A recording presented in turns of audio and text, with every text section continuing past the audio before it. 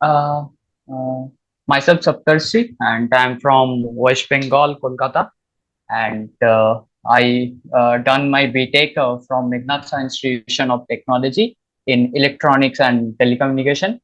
Currently, I'm working as a software engineer at Miyavita Ventures.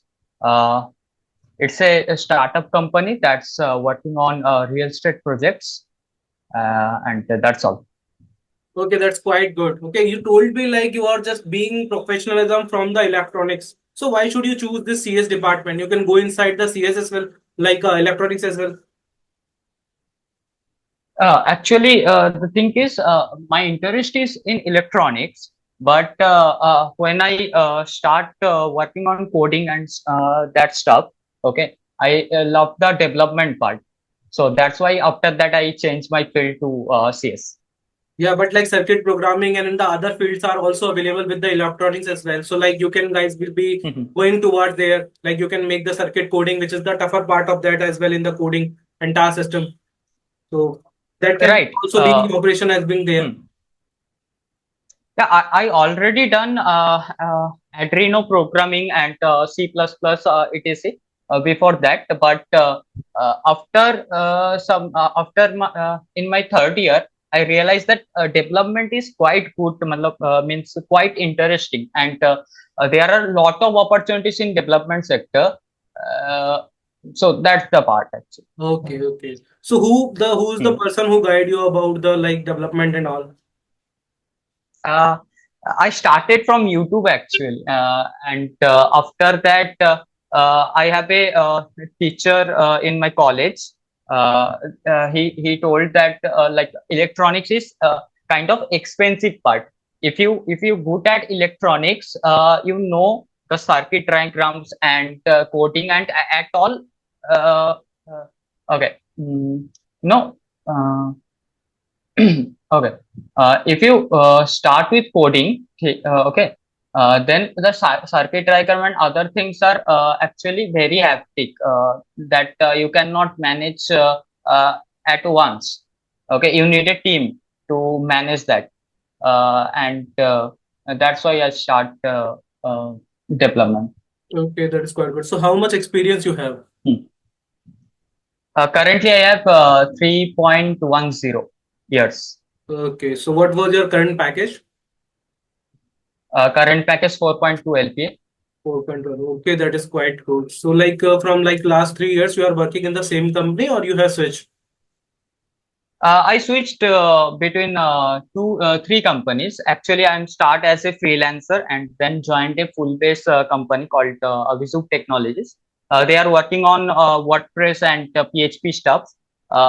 After some months, I changed that job and moved to this. Okay, so like you have changed currently three companies. Yeah, right. Why you are frequently changing the companies? Because like you have experience of 3 years and in the 3 years you are just like changes three companies. So there was some reason behind like you would like to go up with the money or like there was some like issues inside the companies as well.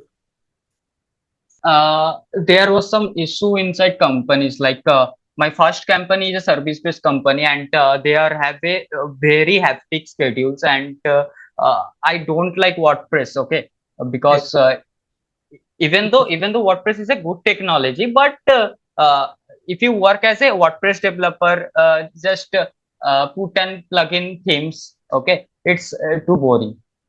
So that's why I changed Visuk Technologies, and after that I joined Exanol Technologies. Here I meet my the current company. They are picking me after 9 months Okay. from this company to their on board. Yeah. That is quite good. So, like, suppose that you have a Hmm. chance to like give yourself number out of 10. So, how much you can rate yourself in Laravel and PHP? In Laravel and PHP, I rate approx 7. Okay. So, what Mhm. coding parts you have? Like, mostly you can say like here I am the perfect. What is that part Mm, where you can say like I am the perfect in that way? the thing is, I'm perfect at system architecture, like how a application built and how we can scalable to a next level. Okay, like if your application have handling thousand and millions of user, then I can manage it because I know the Docker containers, Kubernetes, and that all. So, like, suppose So that the Docker and the technology, which is like currently you are told me, like this is the newer technology and part. Before that, even the most of the companies who working hmm. over the environment and all. So, being they have the thousand and million of the users, so how they can be managed if that can be via with the Docker only? They are using auto scaling server side. I think they are using auto scaling technology. Like if a server is fulfilled with the user base, they can create another instance Yeah, but like suppose that to like handle. Hmm. domain which is like the developerschool.com now like domain provider told Hmm. me that domain only 10,000 users can come to your website in a month. So suppose that like 10,000 Right. users are Hmm. coming a daily base, then what should I have to do? Okay. Uh, in this case we need a separate server like uh, uh, okay, I'm not comfortable in English. Can I speak in Hindi? Yeah, yeah, no issues. Okay, basically अगर 10,000 user आता है एक server के ऊपर and उससे ज्यादा आएगा तो सर्वर क्रैश कर जाएगा, राइट? आप यही कहना चाहते Yeah. हो? हाँ, तो उस सिचुएशन को हैंडल करने के लिए हम क्या कर सकते हैं कि पहली बात तो हमें थोड़ा आर्किटेक्चर को पढ़ना पड़ेगा, लाइक उसका डेटाबेस कैसे मैनेज हो रहा है। क्योंकि डेटाबेस कभी अलग अलग नहीं हो सकता। अगर अलग अलग होगा तो सेपरेटेड डेटा बनेगा, सेपरेटेड सेट्स ऑफ डेटा बनेगा। तो पहले डेटाबेस को एक करना पड़ेगा जो एकदम हेड एंड टॉप पे रहेगा। उसके नीचे हमें जो सर्वर है हॉराइजेंटली सर्वर को स्केल करना पड़ेगा। ठीक है, जैसे जैसे यूजर्स आएंगे, suppose that like website AWS. है, अभी अपने पास में एक वेबसाइट है, वेबसाइट के अंदर सिर्फ एक यूजर्स का टेबल है, users are just coming to my website, they are just reading the blog, मतलब वो आ रहे हैं सिर्फ ब्लॉग पढ़ रहे हैं और जा रहे हैं, they are not doing something advance और एक्स्ट्रा। बट अब नाउ मेरा जो सर्वर प्रोवाइडर है, he says me like when I just purchase the server कि लाइक भाई ब्रदर आप है ना 10,000 से ज्यादा यूजर पर मंथ नहीं ले सकते। पर अब दिक्कत क्या हो रही है कि मान लो मेरे मेरे जो ब्राउजर है या फिर मैं ये कहूंगा कि मेरी जो वेबसाइट है इस पे डेली 10,000 यूजर आ रहे हैं, तो यहाँ पर मैं कोई ज्यादा लाइक हार्ड एंड फास्ट काम कर नहीं रहा हूँ, ना ही मेरा कोई सिस्टम का आर्किटेक्चर है, दे आर जस्ट लाइक एक यूजर्स टेबल है, ठीक है, जहां पर मैं सिर्फ यूजर्स को लॉग इन करवा रहा हूँ, क्यों? क्योंकि मैं उनको फेवरेट और ब्लॉग्स को लाइक लाइक वगैरह करने का ऑप्शन दे रहा हूँ, एंड रेस्ट मेरा सिर्फ ब्लॉगिंग सिस्टम है। यहाँ पर अगर ऐसा होता है तो हम अपना आर्किटेक्चर वगैरह कैसे मेंटेन करेंगे? एक्चुअली उस केस में हमें सर्वर को ही अपग्रेड करना पड़ेगा, अदरवाइज तो मुझे कोई नहीं लग रहा है कि और कुछ कर सकते हैं। ठीक है, अभी रिसेंटली आपने कहा हाँ, था कि हम क्या कर सकते हैं, एक सर्वर का इंस्टेंस क्रिएट कर सकते हैं, राइट। हाँ, तो ये इंस्टेंस क्या है? इंस्टेंस काइंड ऑफ लाइक जैसे एक आपका सर्वर चल रहा है जो ऑलरेडी फुलफिल्ड हो चुका है, ठीक है, उसका एक क्लोन सर्वर क्रिएट करना जिसका कैसे? कॉन्फ़िगरेशन सेम रहेगा एंड सेम आर्किटेक्चर के ऊपर रन करेगा। कैसे जी।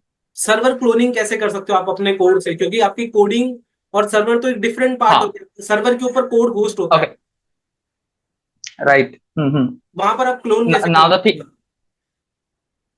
Okay, AWS EC2 servers scaling technology को प्रोवाइड करते हैं जहां पर आप मैन्युअली कॉन्फ़िगर कर सकते हो। अगर मेरा सर्वर ओवरवेलमिंग हो रहा है, मतलब ज्यादा यूजर्स आए, then I can spin up a new server.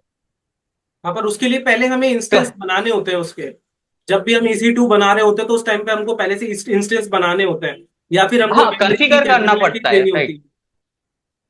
I would like to know कि जो आप कह कर, रहे हैं कि हम इंस्टेंस क्रिएट कर सकते हैं, तो हम कोड से कैसे कर सकते हैं? That is the part from the AWS के, मैं AWS पे लॉग इन करता हूँ, वहां पे मेरे पास EC2 इंस्टेंस होता है, वहां पर मैंने ऐसे एक और इंस्टेंस क्रिएट किया हुआ है और मैंने उसको मॉडरेट मोड में डाल रखा है कि जब सर्वर ओवरहेलमिंग होगा तो मैं अपने दूसरे सर्वर को हाँ, यूटिलाइज करूंगा, but that is the part which is completed by the AWS। But here we are inside the right. Like Laravel and like PHP, तो लारावेल और PHP से हम कैसे क्लोन कर सकते हैं उसको?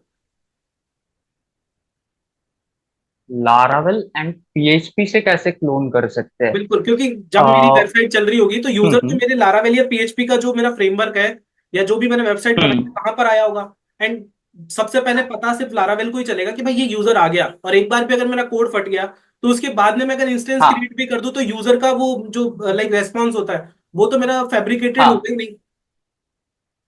नहीं नहीं अभी EC2 में क्या रहता है, EC2 में कैसे होता है, मेरे को जितना पता है, ठीक है, हाँ मैंने जितना काम किया है उस हिसाब से। ओके, देखो, जब यूजर वेबसाइट के ऊपर आता है, जनरली वेबसाइट के ऊपर आना मतलब क्या, सर्वर के ऊपर आ रहा है, राइट। जी जी मतलब सर्वर को पता लग रहा है, EC2 को पता लग रहा है कि हाँ भाई एक यूजर आया है इसी लोकेशन से। बिल्कुल। ओके, सो वो अपने पास काउंट तो रख रहा है, क्योंकि अब मैं क्या कह रहा हूँ कि मैं मेरा जो हॉराइजेंटल स्केलिंग है वो AWS संभाल रहा है। तो मैंने जस्ट कॉन्फ़िगर कर दिया भाई, 1000 यूजर आ जाए तो एक नया इंस्टेंस स्पिन अप करवा देना, तो उस हिसाब से चलेगा, ठीक है। ठीक है। तो सर्वर को पता लग रहा है एंड सर्वर उसको रीड कर रहा है कि हाँ ठीक है, अभी हो गए 1000 यूजर हो गए, चलो और एक सर्वर स्पिन अप करना पड़ेगा। तो 1-2 मिनट के अंदर वो ऑटोमेटिकली, जैसे मैंने सेटअप किया, अगर गिटहब रिपो है तो वहां से क्लोन वोन करके वो ऑटोमेटिकली सारा कुछ सेटअप कर देगा। बिल्कुल एंड अभी तो कुबरनेटिस एंड डॉकर्स आ चुका है, वो तो और भी इजी कर दिया पूरे बिल्कुल प्रोसेस को। बिल्कुल।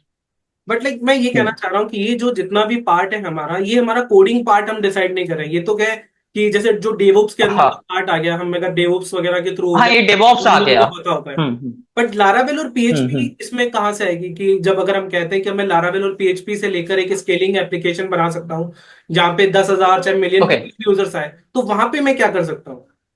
मतलब वहां पर मेरा क्या रोल प्ले होगा?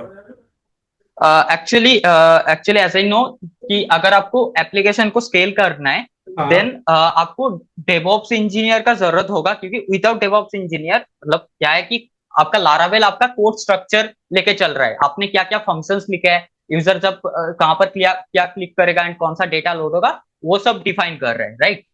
लारावेल वो सब हैंडल कर रहा है। जी। बट एक्चुअली जो सर्वर साइड जहां पर यूजर आएगा, ठीक है, वो साइड डेवऑप्स वाले इंजीनियर ही हैंडल कर सकता है। तो कभी वो आपने डेवऑप्स के काम अंदर किया ही है जहां जाता पर है। आप चाहो तो अपने कोड से भी स्विच कर सकते हो? आप अपने कोड से अपना डेटाबेस भी स्विच कर सकते हो, आप अपने कोड से सर्वर का इंस्टेंस भी क्रिएट कर सकते हो और सर्वर मैनिपुलेशन भी कर सकते हो। ओके, एक्चुअली मैंने काम नहीं किया है, बट रिसेंटली मैं एक प्रोजेक्ट पे काम कर रहा हूँ, मेरा पर्सनल प्रोजेक्ट है। उस जी। केस में क्या होगा, आपने कूलीफाई का नाम सुना है? किसका? कूलीफाई, नहीं। कूलीफाई.io आप सर्च करना, इससे Laravel horizon, sorry Laravel horizon नहीं, लारावेल फोर्ज ऑल्टरनेटिव। ओके, तो ये क्या करता है, आपके लिए एक मतलब जैसे लारावेल फोर्ज आपका कोड हैंडल करता है, उस हिसाब से ये एक फ्री टियर है कि आप यहाँ पर जाके अपना कोड दे दो एंड उस हिसाब से वो मैनेज कर लेगा, ऑटोमेटिक बिल्कुल। स्केलिंग वगैरह कर लेगा, ठीक हम्म। है। तो ऐसा मैं उनका रिपोजिटरी जो है ना गिटहब के ऊपर अवेलेबल है, ओपन सोर्स है। ओके, ये पूरा लारावेल के ऊपर बना के रखा है अब कुलीफाई को। वो एक्चुअल में ओके, एक सेल्फ होस्टिंग कह सकते हो आप उसको। हाँ सेल्फ होस्टिंग है। तो मैं करेंटली उनका कोड स्टडी कर रहा हूँ, तो मैं हम्म। आई थिंक अभी तो नहीं, बट मुझे थोड़ा टाइम मिलेगा तो उनके ऊपर कंट्रीब्यूट करूंगा, तब मुझे एक्चुअली ये सर्वर कैसे लारावेल सर्वर के साथ कम्युनिकेट करेगा डायरेक्टली, कमांड वगैरह रन करना, डॉकर कंटेनर स्पिन अप करना, ये सब तब मैं जाके करूंगा, बट मेरे को इंटरेस्ट है इस चीज के ऊपर। That is quite good. ठीक है। अब चलो थोड़ा हम्म। सा हम ब्रीफली स्टार्ट करते हैं पीएचपी से। ठीक है। पीएचपी के अंदर एक हम्म। चीज होती है, हम कहते हैं रिक्वायर और एक कहते हैं हम इंक्लूड। इन दोनों में क्या डिफरेंस होता है? Okay, require and include,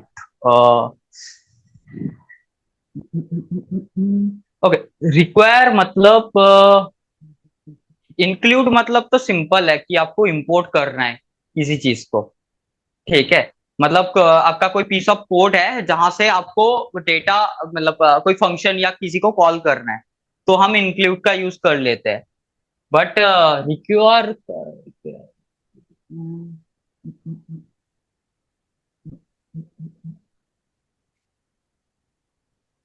require का मुझे सही से नहीं पता। Okay, no issue. ठीक है। एक अपन हम्म। पीएचपी में बोलते हैं स्टैटिक। कभी आपने स्टैटिक कॉलन क्लासेस का नाम सुना है? पीएचपी और लारावेल में बहुत ज्यादा यूज होती है static static common colon classes. Classes, हाँ। हाँ स्टैटिक कॉमन क्लासेस, राइट, हाँ। ये क्या होती है? Those are static values only. हाँ, पर इनका मतलब यूज कैसे होता है, कब हाँ, काम में आती है और कैसे काम में आती है? स्टैटिक लाइक क्लासेस के बारे में। ये, हाँ समझ गए, ये ओप्स के कॉन्सेप्ट के ऊपर जा रहा है। एक्चुअली अगर हम क्लास स्टैटिक क्लासेस डिफाइन करते हैं, तो लाइक जैसे मैंने मॉडल या मैं मेरा कोई कोड स्ट्रक्चर है जिसके अंदर मैंने उसका कॉन्सेप्ट यूज करे क्लास वगैरह बना के रखा है, वहां पर अगर मैं स्टैटिक क्लासेस डिफाइन करता हूँ तो वो क्लास के नेम के साथ मैं उसको एक्सेस मतलब उस वेरिएबल को एक्सेस कर सकता हूँ, वो स्टैटिक क्लास को एक्सेस कर सकता हूँ ठीक है, इसका बेनिफिट डायरेक्टली। क्या होता है? बेनिफिट क्या होता है? क्योंकि मैं ऊपर और भी बेनिफिट कोई भी वेरिएबल डिस्क्राइब कर सकता था। हाँ एक्चुअली ओके अच्छा बेसिकली जब हम क्लासेस यूज करते हैं मोस्ट ऑफ द केसेस हम फंक्शन के लिए क्लासेस यूज करते हैं, ठीक है, ताकि अपने फंक्शन कोलैप्स ना हो जाए और एक स्ट्रक्चरल वे में रहे, राइट। तो ऐसे ही हमें वेरिएबल्स को भी अगर मैनेज करना है, ठीक है, स्टैटिक वेरिएबल्स को, देन हम क्लासेस का यूज करते हैं। ठीक है, hmm. But not like that much far like जो मैं सुनना चाह रहा था, कोई ना। ठीक है, ओके। हाँ नो इश्यूज। ठीक है, तो एक पीएचपी के अंदर हम लोग हाँ क्या बोलते हैं कि आप लोगों ने मतलब मॉडल्स के थ्रू काम हाँ किया होगा आपने। हाँ मॉडल के थ्रू हाँ। बिल्कुल, तो मॉडल के अंदर कुछ ऑब्जर्वल्स होते हैं, ये मॉडल ऑब्जर्वल्स क्या होते हैं? ऑब्जर्वर्स ओके, अगर मैं डेटा मतलब उसी मॉडल के ऊपर कोई क्रिएट मेथड या अपडेट मेथड रन करता हूँ, डिलीट मेथड, ठीक है, सबके लिए ऑब्जर्वर्स अवेलेबल है। तो अगर इस टाइप के मेथड से मैं रन करता हूँ तो रन होने के बाद, ओके, मेथड एग्जीक्यूट होने के बाद या एग्जीक्यूट होने के पहले, मतलब एक रहता है क्रिएटिंग, एक रहता है क्रिएटेड, ठीक है। क्रिएटिंग मतलब अगर क्रिएट हो गया डेटा, ठीक है, सॉरी, डेटा क्रिएट होने से पहले क्रिएटिंग रन होगा, क्रिएटिंग मेथड रन होगा, एंड डेटा क्रिएट होने के बाद क्रिएटेड मेथड रन होगा। ओके, तो अगर हमें कुछ स्पेशल कोड रन करवाना है, ठीक है, तो हम इसको यूज करते हैं, अब कोड के ऑब्जर्वर को। कैसे पता चलता है कि ये वाला लाइक मेथड कॉल करना है, कब करना है? हाँ एक्चुअली ओके कोड को कैसे पता चलता है, हमें वो ऑब्जर्वर को डिफाइन करना पड़ता है मॉडल के साथ लिंक करके, कहाँ पे? तब कोड को पता चलता है। ऑब्जर्वर क्रिएट कर सकते हैं, PHP artisan make observer command है। पर लाइक लारावेल के एप्लीकेशन के अंदर ऑब्जर्वर क्या होते हैं कि मॉडल्स के साथ में डिफॉल्ट कनेक्टेड होते हैं। अब जैसे मान लो ऑब्जर्वर मेरा एक डिफॉल्टली यूजर मॉडल कनेक्टेड है। रहता है लारावेल के साथ। हाँ, अगर मान हाँ लो मेरा एक यूजर मॉडल है, तो जब मैंने मॉडल हाँ के वो बूट, इंस्टेंस क्रिएट हो गया। आप बूट मेथड के अंदर डिफाइन कर सकते, मॉडल के अंदर बूट मेथड के अंदर डिफाइन कर सकते हैं। अब सपोज करो क्या हो रहा है कि मेरी एप्लीकेशन है, उसके अंदर ये हम्म जो मेथड्स हैं, ये क्या मतलब डायरेक्टली हम्म मेरी एप्लीकेशन से कनेक्टेड है, मैं चाहे इनको काम में लूं चाहे नहीं लूं ये कॉल होंगे, है ना? तो मैं चाहता हूँ कि ये हाँ मेथड राइट। कॉल ना हो, तो मैं क्या कर सकता हूँ उसके लिए?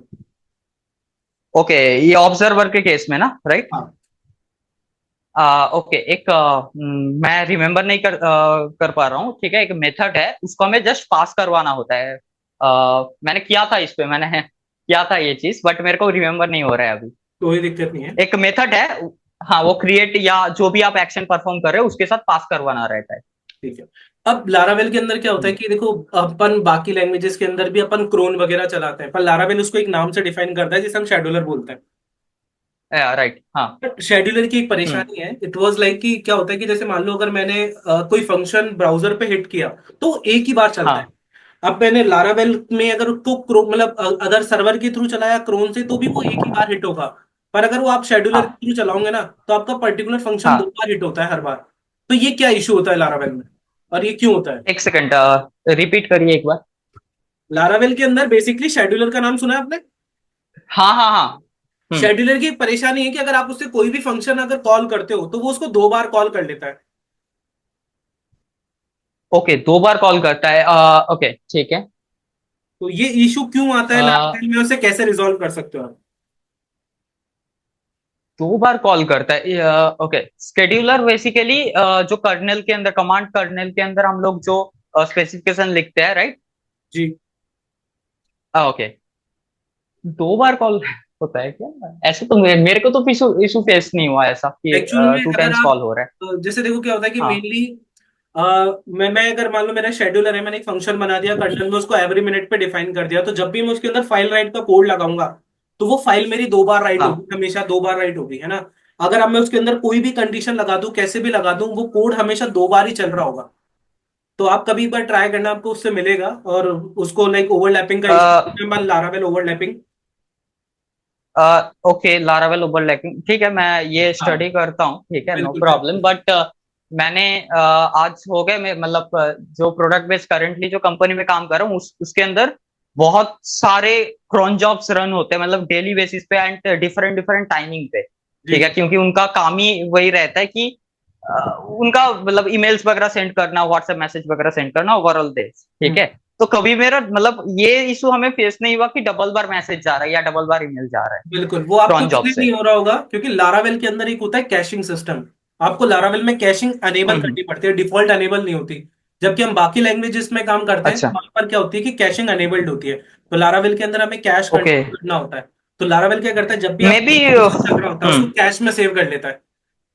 तो उससे क्या होता है कि जितनी भी अच्छा। चीज होगी वो ओवरलैप करने लग जाती है। तो आपने जो अपनी सिस्टम चला रखा होगा, अलाइन कर रखा होगा, वो डिफॉल्ट वहां पे कैश क्या होगा, डिसेबल होगा। मतलब आपका जो सर्वर होगा वो कैश को सेव ही नहीं करता होगा। सेव ही नहीं करोगा, राइट, हाँ हाँ, समझा। क्योंकि कई आई बार क्या थिंक होता है, लारावेल फोर्ज के अंदर ये पूरा सेटअप है, आई थिंक वो ही मैनेज करता है ऑटोमेटिकली। जब आप लाइक हम्म। स्टोरेज फोल्डर के अंदर जाते हो तो वहां पे एक फ्रेमवर्क करके फोल्डर होता है। हाँ, उस राइट, हाँ। फ्रेमवर्क के अंदर कैशे की कोई फाइल स्टोर होती रहती है हमेशा, और file. Basically Laravel operate right. वहां से करता है उन्हें। अच्छा। हम्म। तो अगर आप वहां समझा। से कोई फाइल डिलीट कर दोगे तो आपका जो व्यू के ऊपर एक्चुअल में आपको करंट में दिख रहा था वो व्यू एक बार के लिए नेगलेक्ट हो जाएगा। तो कभी आप वहां से फाइल्स वगैरह रिमूव करोगे तो आपको समझ में आएगा कि कैसे लारावेल की कैशिंग हमें परेशान करती है। मतलब देखा होगा कि ओके, बहुत अच्छा, छोटे तो छोटे ये से इशू है। इशू को ये इशू को क्या कहते हैं, एक बार मैं नोट कर लेता हूँ। हाँ, ये कैशिंग सिस्टम। ओवरलैपिंग का इशू को। ओवरलैपिंग होती है, लारावेल ओवरलैपिंग। आप एक बार देखना तो आपको थोड़ा आइडिया लग जाएगा इसके बारे में। एक और चीज लारावेल ओके, की ओके, गॉट दिक्कत इट। है, वो इट वाज लाइक कि जब मैं लारावेल पे काम कर रहा हूँ तो लारावेल में क्या होगा हम्म। कि हम्म। हमने है ना फ्रेमवर्क्स वगैरह के अंदर कैशे बनाए, उन कैशे के थ्रू सारी चीजें सर्व करना शुरू करी। अब जब मैं सर्वर से कोई हम्म। कैशे जब तक क्लियर नहीं करूंगा, है ना, तब तक क्या होगा, मेरा कई बार हाँ। भी आर्टिसन ऑप्टिमाइज क्लियर भी काम नहीं करेगा। तो लारावेल में क्या है, सर्वर कैशिंग का बहुत इशू रहता है कई बार। तो वो एक बार आप देखेंगे हाँ, तो आइडिया। राइट। कई बार आपने देखा होगा कि जो राउट्स ओके, वगैरह होते गॉट हैं, इट। राउट्स वगैरह का भी इशू आता है हम्म। कि मतलब आप सब चीजें चेक करके आगे बोले नहीं यार मैंने पोस्ट मेथड ही लगाया है, मेरा फॉर्म भी सही सबमिट हो रहा है, पर यहाँ हाँ, पे वो बोल रहा है सपोर्टेड मेथड इज पुट। हाँ, राइट, ये इशू फेस हुआ है वो, बट पीएचपी आर्टिसन ऑप्टिमाइज या राउट क्लियर करने से वो ऑटोमेटिकली वो हो जाता है, सॉल्व हो वो जाता था। सिंपल कैशिंग होती है हम्म। जो डिफॉल्ट चलती है ना। ठीक है। अब लारावेल हाँ, की, हाँ, राइट, राइट, समझा। हाँ, हम्म। सपोज करिए आपके पास एक लारावेल की एप्लीकेशन है। अब आपके पास में एक यूजर राइट। आता है, या फिर लाइक मैं आपको एज अ फ्रीलांसिंग वर्क दे रहा हूँ, तो मैं कह रहा हूँ कि सर मेरी एप्लीकेशन स्लो चल रही है। तो आपके क्या ओके। प्रोसेस होंगे, क्या स्टेप्स होंगे उसको ऑप्टिमाइज करने के लिए? एप्लीकेशन स्लो चल रहा है, पहले मैं वो लारावेल डिबगर इंस्टॉल करूंगा एंड उससे क्यूज, सॉरी, जो क्वेरीज है उनको मॉनिटर करूंगा कि उसमें क्या दिक्कत है। एंड आपने क्या कहा कि यूजर टेबल में कुछ कह रहे थे आप? नहीं नहीं, वो अपना पुराना कंसेप्ट था। मैं भी कह रहा हूँ कि आपके, मैं अच्छा। मान लो आपके पास एक फ्रीलांसिंग हाँ। में काम आया है। अब यहाँ पर आपसे अगर यूजर कह रहा है कि बोले सर मेरी जो एप्लीकेशन है वो स्लो चलती है, हम्म। तो हमको उसको डिबग करके देना है कि भाई क्या इशू है। तो आपका हाँ, मतलब ओके। पहले स्टेप क्या रहेंगे? ओके, फर्स्ट स्टेप तो मेरा यही रहेगा कि लारावेल डिबगर इंस्टॉल करके मैं पहले चेक करूंगा कि क्वेरीज, मतलब कितने कितने सारे क्वेरीज या क्वेरीज के स्ट्रक्चर वो सही है कि नहीं, क्योंकि मोस्ट ऑफ द केसेस जो एप्लीकेशन स्लो चलता है, most of the cases database query की वजह से ही चलता है। अगर मतलब गलत आप डेटाबेस क्वेरी लिखते हो, ठीक है, तो वो ऑटोमेटिकली क्या करता है कि जो क्वेरी टाइम है उसको इंक्रीज कर देता है, तो पेज लोड होने में भी टाइम लगता है। Got it. तो पहले तो वो चेक कर लूंगा एंड ओके। एक्चुअली ये एप्लीकेशन के ऊपर भी डिपेंडेंट रहेगा ना, रहेगा, कि पर आपका लाइक एप्लीकेशन स्टेप क्या किस होता है। टाइप का है।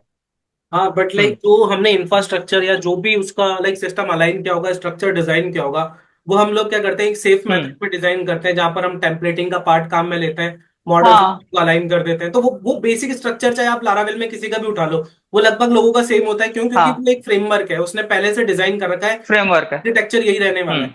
तो वहां पर कुछ प्रायर स्टेप्स राइट। अपने आप फिक्स है कि ये स्टेप्स तो आपको करने ही है। ओके। हाँ, वो तो कोड क्वालिटी के ऊपर चला जाएगा, हमें पर तो फिर हमें कोड को भी चेक करना पड़ेगा कि हाँ उसने सारे प्रोसेस फ्लो सही से लिखे हैं कि नहीं, मतलब राउट राउट थ्रू कंट्रोलर थ्रू व्यू, ठीक है। ये सारे स्टेप्स चेक करने पड़ेंगे कि इसके अंदर टाइम टेकिंग प्रोसेस कौन सा हो रहा है, या कहाँ पर टाइम ज्यादा लग रहा है, ठीक है। या कुछ इशू है तो अगर कोड अनस्ट्रक्चर्ड है तो उसको प्रॉपरली स्ट्रक्चर्ड वे में लिख के फिर से ऐसे हम सॉर्ट कर सकते हैं। हम्म, अदरवाइज रियल टाइम सिनेरियो जब होगा ना, तब ये ज्यादा अच्छे तरीके से पता लगेगा कि हाँ चलो इसको हम अगर ये चीज फॉलो करेंगे तो ये जल्दी फिक्स हो जाएगा इशू। अब सपोज करो, अब देखो मैं अपवर्क के ऊपर बैठा हूँ, मान लो एक क्लाइंट ने प्रोजेक्ट डाल रखा है, मेरी उससे चैट चल रही है, उन्होंने बताया कि भैया आप इसे कर सकते हो क्या। तो अगर मैं इस तरीके से उसका स्ट्रक्चर अगर चेक करने बैठूंगा, तो वो क्लाइंट तो मेरे हाथ से निकल हम्म। जाएगा। क्यों? क्योंकि देखो उसको मेरे को ना हाथों हाथ बताना होगा 10 मिनट के अंदर कि देखो आपके ये इश्यूज है हम्म। और मेरा इतना बजट रहेगा। तो एक मतलब हम्म। प्रायर हम्म। मेथड्स होते हैं। चलो कोई दिक्कत नहीं है, लेटर ऑन हम इस पे कभी डिस्कस करेंगे, ठीक है। लारावेल के अंदर ठीक एक है, मेथड ठीक है। होता है which is like make, and एक मेथड होता है बाइंड। हाँ। हम्म। तो मेक और बाइंड मेथड का क्या यूज होता है? हाँ, हाँ, हाँ। ओके, ठीक है, बाइंड। और ये कहाँ पे यूज आते हैं लारावेल में? ओके, मेक मेक व्यू को रेंडर, व्यू के अंदर डेटा पास करवाने के लिए मेक मेथड का यूज होता है, एम आई राइट? नहीं, वो तो हमारे लाइक कॉमन क्लास होती है व्यू की। व्यू जो हम वहां से इंस्टेंस हाँ, इंपोर्ट कर रहे हैं, वो तो वहां पर उसको मेक रेंडर करता है, व्यू कॉलन मेक। वो भी मेक आजकल बंद हो गया रेंडर, है, हाँ। क्योंकि वो तो व्यू डायरेक्ट फंक्शन फंक्शन चलता है व्यू का। ओके, अब कौन सा मेक का मतलब, ये व्यू वाला मेक नहीं है, राइट? ये व्यू वाला मेक नहीं है। व्यू के अंदर तो अब क्या डायरेक्ट इनिशियलाइजेशन होने लग गया। Got it. ओके, नहीं ये नहीं बता सकता मैं, ओके, नो। मेरे को नहीं आता। एक हम्म। लारावेल के अंदर एक मैं अगर आपसे कहूं तो कहते हैं कि सर्विस प्रोवाइडर कुछ होता है। सुना है आपने हाँ, सर्विस सर्विस प्रोवाइडर, प्रोवाइडर है होता ना? है, राइट, राइट, हाँ। सर्विस प्रोवाइडर के बारे में लोग मतलब काफी अच्छे से बता देते हैं, पर जब बात आती है ना सर्विस कंटेनर की, तो हम्म। वहां पे दिक्कत आ जाती है। तो मैं ये हाँ। जानना चाहूंगा कि सर्विस कंटेनर क्या है और ये सर्विस प्रोवाइडर से कैसे डिफरेंट है? Okay, okay, service container.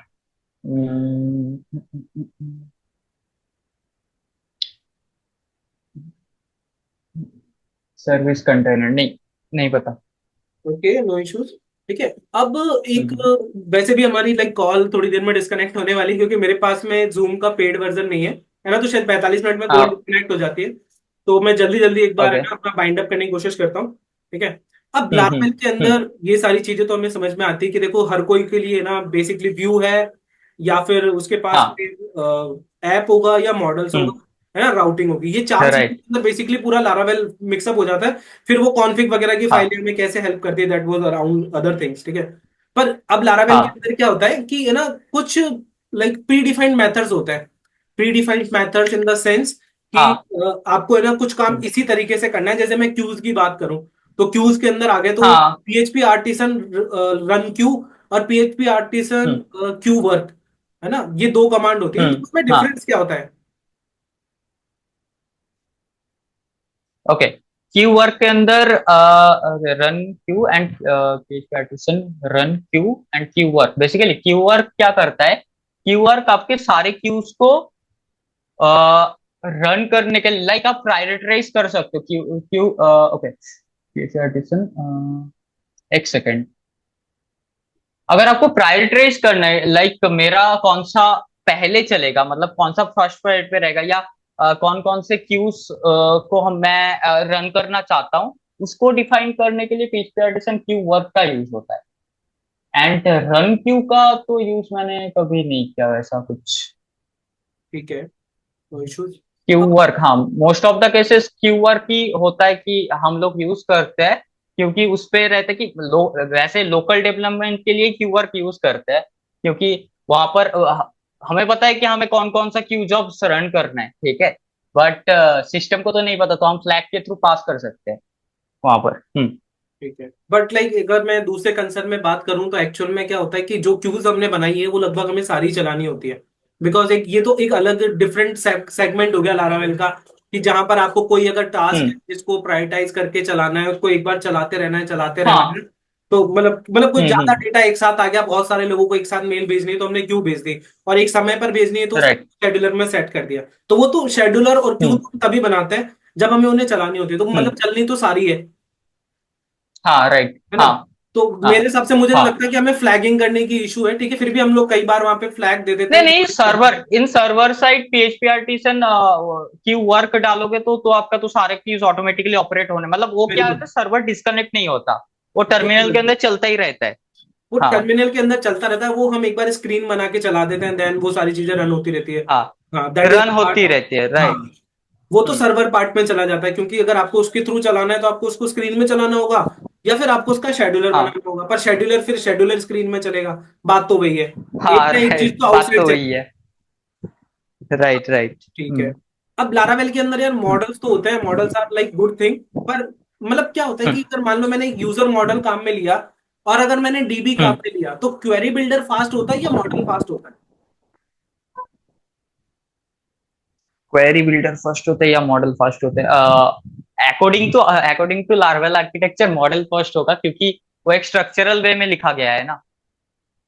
हाँ, पर फास्ट कैसे हो सकता है वो? मतलब सपोज करो नहीं मतलब नहीं नहीं, fast in the sense actually Laravel ecosystem उसको ही ज्यादा प्रायोरिटाइज करता है। लारावेल इकोसिस्टम एक्चुअली उसको सिस्टम अलाइन के लिए प्रायोरिटाइज करता है।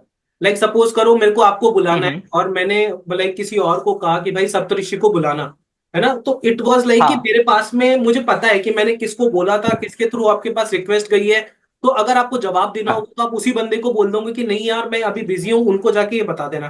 तो लारावेल अपना इकोसिस्टम इस तरीके से डिफाइन कर लेता है कि भाई मैंने किसको बोला था, राइट कौन जाके उसे बताएगा। पर query builder was like a right. Direct connection, जहां मैंने आपको डायरेक्ट बोल दिया कि यार प्लीज एक मिनट आना, है ना? तो हमारे बीच में दैट वाज हाँ, कन्वर्सेशन विच इज कोई direct, middle man that is नहीं द है। Part. There is no middle man, there is no right. Middle man, this is हाँ द काइंड ऑफ मतलब थिंग। अ, हाँ, अगर रॉ क्वेरी आप लिखते हो तो ज्यादा फास्ट रहेगा, क्योंकि आप अपने हिसाब से, बट उसमें वही एरर पॉसिबिलिटीज के चांसेस ज्यादा है, एंड ओवरऑल बिल्कुल फिर बिल्कुल। इंजेक्शन हो जाता है। हाँ, वो बेसिकली हमको पीडीओ मेथड्स वगैरह का काम में लेना होता है। राइट, उससे अच्छा हम लोग पीएचपी यूज कर लेते हैं, और पीएचपी। बिल्कुल बिल्कुल बिल्कुल, दैट इज काइंड कि हाँ अगर हमें ऐसा ही करना होता तो हम कोर पीएचपी काम में ले लेते। Right right. ओके। सो सप्तऋषि, लाइक मुझे अच्छा लगा आपसे मिलके, आपसे बात करके। आई होप हम्म। सो आप फ्यूचर में अच्छा करोगे, और जब भी आप करोगे तो आप डेवलपर स्कूल को याद रखोगे। या राइट, डेफिनेटली। डेफिनेटली। चलो, अच्छा लगा आपसे बात हाँ करके। थैंक यू सो हाँ। मच। या okay okay, thank you sir. Yes. Thank you. या ओके।